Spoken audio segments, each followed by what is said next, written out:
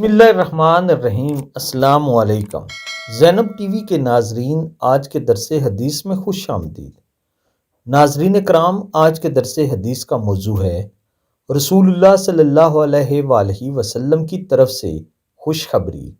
رسول اللہ صلی اللہ علیہ وآلہ وسلم نے ارشاد فرمایا، اس آدمی کے لیے خوشخبری ہے جس نے مجھے دیکھا اور مجھ پر ایمان لایا، اور جو آدمی مجھ پر ایمان لایا جبکہ اس نے مجھے دیکھا ہی نہیں، اس کے لیے 7 دفعہ خوشخبری ہے۔ ناظرین کرام، مفہوم حدیث یہ ہے کہ جس آدمی نے ایمان کی حالت میں نبی اکرم صلی اللہ علیہ وآلہ وسلم کو دیکھا، اس کے لیے خوشخبری ہے۔ وہ آپ کے صحابہ کرام رضوان اللہ تعالیٰ علیہم اجمعین ہیں، اور آپ صلی اللہ علیہ وآلہ وسلم نے ان لوگوں کے لیے 7 مرتبہ خوشخبری فرمائی ہے جنہوں نے آپ کو دیکھا ہی نہیں لیکن پھر بھی آپ پر ایمان لائے ہیں، اور صرف ایمان ہی نہیں لائے بلکہ صحابہ کرام کی طرح آپ سے محبت اور عشق کرتے ہیں۔